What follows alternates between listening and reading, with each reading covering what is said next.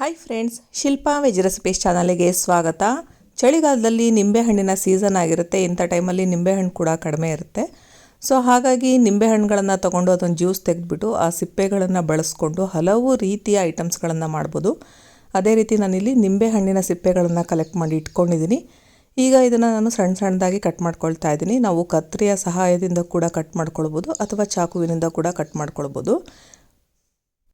ನಿಂಬೆಹಣ್ಣಿನ ಜ್ಯೂಸ್ಗಿಂತ ನಿಂಬೆಹಣ್ಣಿನ ಸಿಪ್ಪೆಯಲ್ಲಿ ಅಧಿಕವಾದಂತಹ ಆರೋಗ್ಯಕಾರಿ ಪ್ರಯೋಜನಗಳಿವೆ. ನಿಂಬೆ ಸಿಪ್ಪೆಗಳಲ್ಲಿ ನಾರಿನಂಶ ಅಧಿಕವಾಗಿರುತ್ತೆ. ಇದು ಹೃದಯದ ಆರೋಗ್ಯಕ್ಕೆ ಕೂಡ ಒಳ್ಳೆಯದು. ಇದರಲ್ಲಿ ವಿಟಮಿನ್ ಸಿ ಮತ್ತು ಪೆಕ್ಟಿನ್ ಅಂತ ಒಂದು ನಾರಿನ ಅಂಶ ಇರೋದ್ರಿಂದ ಇದು ಕೆಟ್ಟ ಕೊಲೆಸ್ಟ್ರಾಲ್ನ ಅಂದರೆ LDLನ ಕಡಿಮೆ ಮಾಡಿ ಹೃದಯದ ರಕ್ತನಾಳವನ್ನು ಆರೋಗ್ಯವಾಗಿಡುತ್ತೆ. ಹಾಗೆ ಇದರಲ್ಲಿರುವಂತಹ ಪೆಕ್ಟಿನ್ ನಾರಿನ ಅಂಶ ಕರುಳಿನ ಆರೋಗ್ಯವನ್ನು ಕೂಡ ಸುಧಾರಿಸುತ್ತೆ. ಜೊತೆಗೆ ರಕ್ತದ ಸಕ್ಕರೆ ಮಟ್ಟವನ್ನು ಕೂಡ ಅಷ್ಟೇ ನಿಯಂತ್ರಿಸಲು ಸಹಕಾರಿಯಾಗಿದೆ ಇದು. ಇನ್ನು ಯಾಕೃತ್ ಅಂದರೆ ಲಿವರ್ನ ಶುದ್ಧೀಕರಿಸೋದಕ್ಕೆ ಮತ್ತು ದೇಹದಿಂದ ವಿಷಕಾರಿ ಅಂಶಗಳನ್ನು ಹೊರ ಹಾಕೋದಕ್ಕೆ, ಟಾಕ್ಸಿನ್ಸ್ನೆಲ್ಲ ಹೊರ ಹಾಕೋದಕ್ಕೆ ಕೂಡ ಸಹಾಯ ಮಾಡುತ್ತೆ. ಹಾಗೆ ಇದರಲ್ಲಿರುವಂತಹ ವಿಟಮಿನ್ ಸಿ ನೈಸರ್ಗಿಕವಾಗಿ ರೋಗ ನಿರೋಧಕ ಶಕ್ತಿಯನ್ನು ಕೂಡ ಹೆಚ್ಚಿಸುತ್ತೆ. ನಿಂಬೆ ಸಿಪ್ಪೆನ ಬಳಸ್ಕೊಂಡು ಹಲವಾರು ರೀತಿಯ ಅಡುಗೆಗಳನ್ನು ಕೂಡ ಮಾಡ್ಕೊಳ್ಬಹುದು. ನಾವು ಈ ಚಳಿಗಾಲದಲ್ಲಿ ಕಡಿಮೆ ರೇಟಲ್ಲಿ ನಿಂಬೆ ಹಣ್ಣುಗಳನ್ನು ತೊಗೊಂಡು ಅದರ ಜ್ಯೂಸನ್ನು ಐಸ್ ಕ್ಯೂಬ್ ಟ್ರೇಗಳಲ್ಲಿ ಹಾಕಿ ಫ್ರೀಝರ್ನಲ್ಲಿ ಇಟ್ಟು ಬೇಸಿಗೆಯಲ್ಲಿ ಕೂಡ ಬಳಸ್ಕೊಳ್ಬಹುದು. ಹಾಗೆ ನಿಂಬೆ ಜ್ಯೂಸನ್ನು ಸಕ್ಕರೆ ಜೊತೆ ಮಿಕ್ಸ್ ಮಾಡಿಕೊಂಡು ಒಂದು ತಟ್ಟೆಯಲ್ಲಿ ಹಾಕಿಬಿಟ್ಟು ಅದನ್ನು ನೆರಳಲ್ಲಿ ಒಣಗಿಸ್ಬಿಟ್ಟು ಅದನ್ನು ಪುಡಿ ಮಾಡಿಕೊಂಡು ಕೂಡ ಜ್ಯೂಸ್ ರೂಪದಲ್ಲಿ ಬಳಸ್ಕೊಳ್ಬಹುದು. ಈಗ ನಿಂಬೆ ಸಿಪ್ಪೆಗಳನ್ನೆಲ್ಲ ನಾನಿಲ್ಲಿ ಸಣ್ಣದಾಗಿ ಕಟ್ ಮಾಡಿ ಇಟ್ಕೊಂಡಿದ್ದೀನಿ. ಇನ್ನು ನಿಂಬೆ ಹಣ್ಣಿನ ಸಿಪ್ಪೆಯಲ್ಲಿ ಆ್ಯಂಟಿ ಬ್ಯಾಕ್ಟೀರಿಯಲ್ಗಳು ಇರ್ತವೆ. ಹಾಗಾಗಿ ಇವುಗಳು ಶಕ್ತಿಯುತವಾಗಿ ಕೆಲಸ ಮಾಡೋದ್ರಿಂದ ಬಾಯಿಯಲ್ಲಿ ಸೋಂಕುಕಾರಕ ರೋಗಾಣುಗಳನ್ನು ಕೂಡ ಇಲ್ಲದಂತೆ ಮಾಡುತ್ತೆ. ನಾವು ನಿಂಬೆ ಹಣ್ಣನ್ನು ಯೂಸ್ ಮಾಡಿದ್ಮೇಲೆ ಒಂದು ಜಿಪ್ ಲಾಕ್ ಅಥವಾ ಯಾವ್ದಾರ ಒಂದು ಏರ್ಟೈಟ್ ಬಾಕ್ಸಲ್ಲಿ ಹಾಕಿ ಫ್ರಿಜ್ನಲ್ಲಿ ಇಟ್ಕೊಂಡು ಸ್ಟೋರ್ ಮಾಡ್ಕೊಳ್ತಾ ಹೋಗಿ ವಾರಕ್ಕೊಂದ್ಸಲ ಈ ರೀತಿ ಏನಾದರೂ ಅಡುಗೆಗಳನ್ನು ಮಾಡ್ಕೊಳ್ಬಹುದು.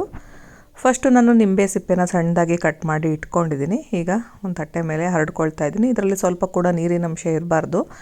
ಯಾಕಂದರೆ ಇವಾಗ ನಾನು ಮಾಡ್ತಾ ಇರೋ ಅಂಥದ್ದು ನೀರಿನಂಶ ಇಲ್ಲದ ಹಾಗೆ ಮಾಡಿದ್ರೆ ತುಂಬ ದಿವಸ ಇಟ್ಕೊಂಡು ಕೂಡ ತಿನ್ಬೋದು.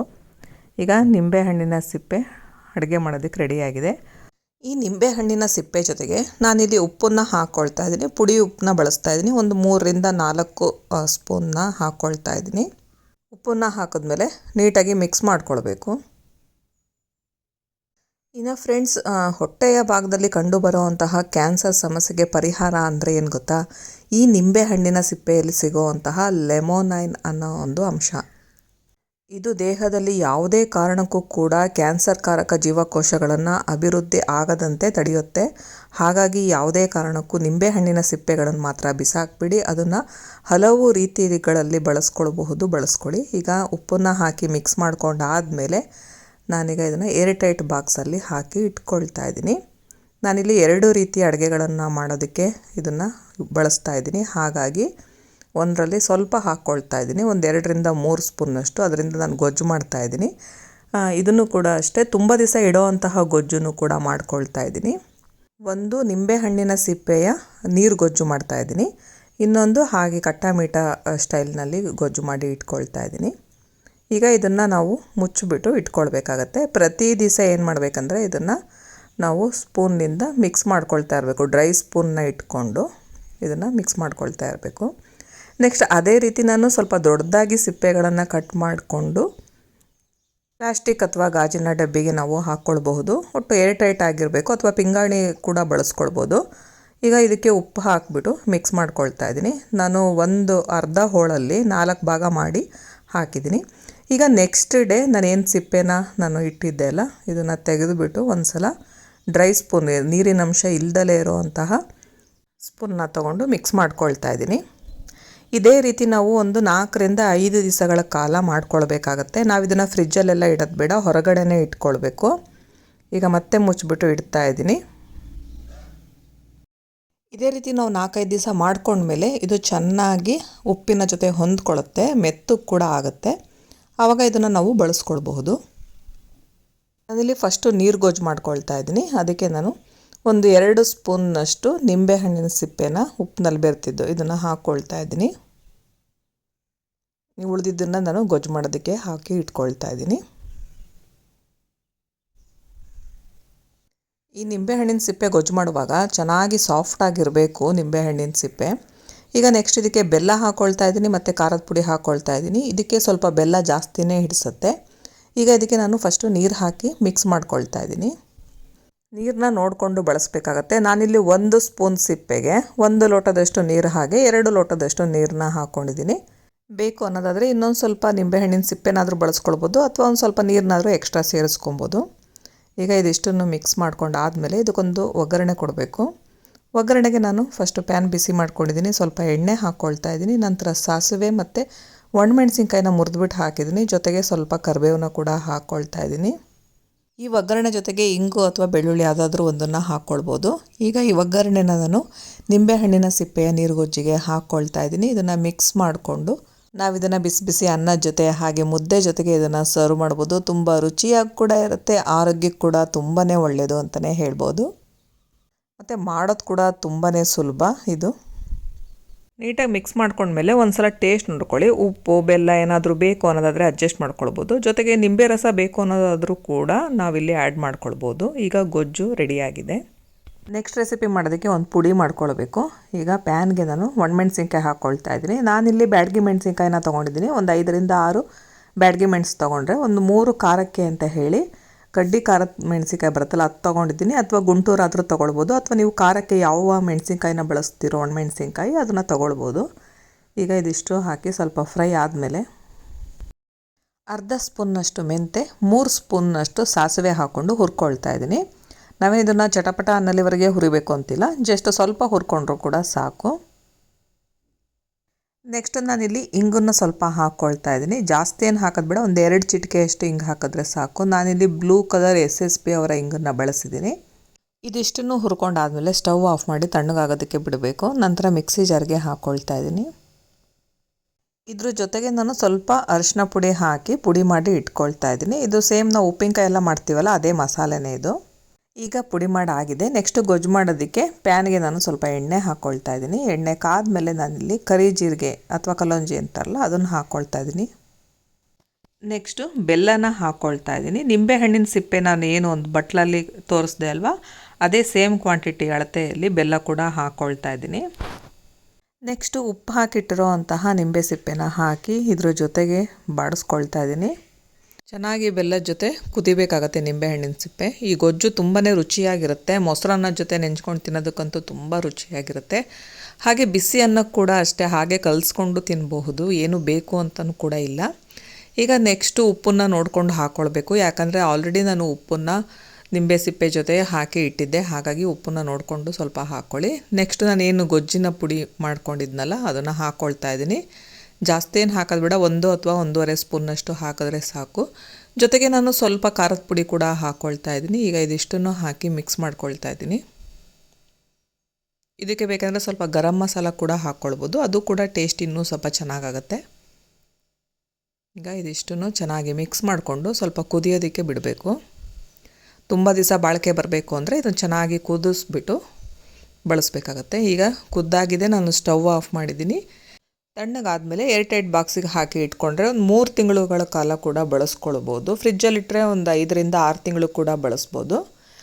ಈಗ ನಾನು ಏರ್ಟೈಟ್ ಬಾಕ್ಸಿಗೆ ಹಾಕ್ಕೊಳ್ತಾ ಇದ್ದೀನಿ. ನಾವು ಗಾಜಿನ ಡಬ್ಬಿಯಲ್ಲಿ ಕೂಡ ಹಾಕಿ ಸ್ಟೋರ್ ಮಾಡ್ಕೊಳ್ಬೋದು. ಈಗ ರುಚಿಯಾಗಿರೋ ಅಂತಹ ನಿಂಬೆ ಸಿಪ್ಪೆಯ ಗೊಜ್ಜು ರೆಡಿಯಾಗಿದೆ. ನೆಕ್ಸ್ಟ್ ನಾನು ಒಂದು ಬಾಕ್ಸಿಗೆ ನಿಂಬೆ ಸಿಪ್ಪೆನ ಹಾಕಿಟ್ಟಿದ್ದೆ ಅಲ್ವಾ, ಇದು 3-4 ದಿವಸ ಆದಮೇಲೆ ನಾನು ಇದನ್ನು ಓಪನ್ ಮಾಡ್ಕೊಳ್ತಾ ಇದ್ದೀನಿ. ಜೊತೆಗೆ ನಿಂಬೆಹಣ್ಣಿನ ಸಿಪ್ಪೆ ಇನ್ನೊಂದು ಸ್ವಲ್ಪ ಆಗಿತ್ತು, ಅದನ್ನು ಕೂಡ ಇದ್ರ ಜೊತೆಗೆ ಸೇರಿಸ್ಕೊಳ್ತಾ ಇದ್ದೀನಿ. ನಂತರ ನಾನು ಇದ್ರ ಜೊತೆಗೆ ಹಸಿಮೆಣಸನ್ನು ಕೂಡ ಹಾಕ್ಕೊಳ್ತಾ ಇದ್ದೀನಿ. ಇದನ್ನು ಕಟ್ ಮಾಡಿಬಿಟ್ಟು ಹಾಕ್ಕೊಳ್ತಾ ಇದ್ದೀನಿ, ಅಥವಾ ಮಧ್ಯೆ ಸೀಳ್ಬಿಟ್ಟಾದರೂ ಹಾಕ್ಬೋದು. ಇದನ್ನು ಯಾವ ಸೈಜಿಗೆ ಬೇಕೋ ಆ ಸೈಜ್ ನೋಡಿಕೊಂಡು ಕಟ್ ಮಾಡಿಕೊಂಡು ಹಾಕ್ಕೊಳ್ತಾ ಇದ್ದೀನಿ. ನೋಡಿ, ನಿಂಬೆ ಸಿಪ್ಪೆ ಇದ್ದರೆ ಅದನ್ನು ಬಿಸಾಕೋ ಬದಲು ಎಷ್ಟು ವೆರೈಟೀಸ್ ಅಡುಗೆ ಮಾಡ್ಕೊಳ್ಬಹುದು ಅಂತ. ಮತ್ತು ಆರೋಗ್ಯಕ್ಕೆ ಕೂಡ ನಿಂಬೆ ಸಿಪ್ಪೆ ಒಳ್ಳೆಯದು. ಈಗ ಹಸಿಮೆಣಸಿನ್ಕಾಯಿ ಏನು ಹೆಚ್ಚಿಟ್ಕೊಂಡಿದ್ದೆ ಅದನ್ನೆಲ್ಲ ಕೂಡ ಇದಕ್ಕೆ ಹಾಕ್ಕೊಳ್ತಾ ಇದ್ದೀನಿ. ಇದ್ರ ಜೊತೆಗೆ ಮತ್ತೆ ಒಂದು ಸ್ವಲ್ಪ ಉಪ್ಪನ್ನು ಹಾಕ್ಕೊಳ್ತಾ ಇದ್ದೀನಿ. ನೆಕ್ಸ್ಟ್ ಇದಕ್ಕೆ ಪುಡಿ ಮಾಡಿ ಇಟ್ಕೊಂಡಿರೋ ಅಂತಹ ಮಸಾಲೆನ ಹಾಕ್ಕೊಳ್ತಾ ಇದ್ದೀನಿ. ಒಂದು 2 ಅಥವಾ 3 ಸ್ಪೂನ್ನಷ್ಟು ಹಾಕ್ಕೊಂಡ್ರೆ ಸಾಕಾಗುತ್ತೆ. ನೆಕ್ಸ್ಟ್ ಇದಕ್ಕೆ ಮತ್ತೆ ಒಂದು ಸ್ವಲ್ಪ ಅರಿಶಿನ ಪುಡಿ ಹಾಕ್ಕೊಳ್ತಾ ಇದ್ದೀನಿ. ನಾನಿಲ್ಲಿ ಸಕ್ಕರೆನ ಹಾಕ್ಕೊಳ್ತಾ ಇದ್ದೀನಿ. ಇದು ಆಪ್ಷನಲ್, ಬೇಕು ಅಂದರೆ ಹಾಕ್ಕೊಳ್ಬೋದು, ಅಥವಾ ಬೆಲ್ಲ ಏನಾದರೂ ಇತ್ತು ಅನ್ನೋದಾದರೆ ಅದನ್ನು ಕೂಡ ಹಾಕ್ಕೊಳ್ಬೋದು. ಈಗ ಇದಿಷ್ಟನ್ನು ಹಾಕಿ ಮುಚ್ಚಿಬಿಟ್ಟು ಚೆನ್ನಾಗಿ ಈ ರೀತಿ ಮಿಕ್ಸ್ ಮಾಡ್ಕೊಳ್ಬೇಕು. ಚೆನ್ನಾಗಿ ಹೊಂದಿಕೆ ಆಗೋಲ್ಲಿವರೆಗೆ ಮಿಕ್ಸ್ ಮಾಡ್ಕೊಳ್ಬೇಕು. ನಾವು ಉಪ್ಪನ್ನು ಹಾಕಿ ಮುಚ್ಚಿಟ್ಟಿದ್ದೆ ಅಲ್ವಾ, ಹಾಗಾಗಿ ಅದ್ರ ನೀರೆಲ್ಲ ಸ್ವಲ್ಪ ಬಿಟ್ಕೊಂಡಿರುತ್ತೆ, ಹಾಗಾಗಿ ರಸ ಕೂಡ ಆಗಿರುತ್ತೆ. ಈಗ ನೆಕ್ಸ್ಟ್ ಚೆನ್ನಾಗಿ ಮಿಕ್ಸ್ ಮಾಡ್ಕೊಂಡಾದಮೇಲೆ ನಾನಿಲ್ಲಿ ಮತ್ತೆ ಇದಕ್ಕೆ ಸ್ವಲ್ಪ ನಿಂಬೆ ರಸನ ಹಾಕ್ಕೊಳ್ತಾ ಇದ್ದೀನಿ. ಯಾಕಂದರೆ ಬರೀ ನಿಂಬೆ ಸಿಪ್ಪೆ ಬೆಳ್ತಿರ್ತೀವಲ್ಲ, ಹಾಗಾಗಿ ಹುಳಿ ಅಂಶಕ್ಕೋಸ್ಕರ ನಿಂಬೆ ರಸನ ಕೂಡ ಹಾಕ್ಕೊಳ್ತಾ ಇದ್ದೀನಿ. ಇಲ್ಲಿ ಒಂದು ನಿಂಬೆ ಹಣ್ಣನ್ನು ಕೂಡ ಬಳಸ್ಬೋದು, ಅಥವಾ ಒಂದು 2 ನಿಂಬೆ ಹಣ್ಣಿನ ರಸನ ಕೂಡ ಬಳಸ್ಕೊಬೋದು. ಮತ್ತು ಇದು ಸಿಪ್ಪೆನೂ ಕೂಡ ಇದ್ರ ಜೊತೆಗೇ ಕಟ್ ಮಾಡಿಬಿಟ್ಟು ಹಾಕ್ಕೊಳ್ತಾ ಇದ್ದೀನಿ. ನಿಂಬೆ ರಸ ಎಲ್ಲ ಚೆನ್ನಾಗಿ ಹಿಂಡ್ಕೊಂಡು ಈ ಸಿಪ್ಪೆ ಏನಿದೆ ಇದನ್ನು ಕಟ್ ಮಾಡಿಬಿಟ್ಟು ಇದಕ್ಕೇ ಹಾಕ್ಕೊಳ್ತಾ ಇದ್ದೀನಿ.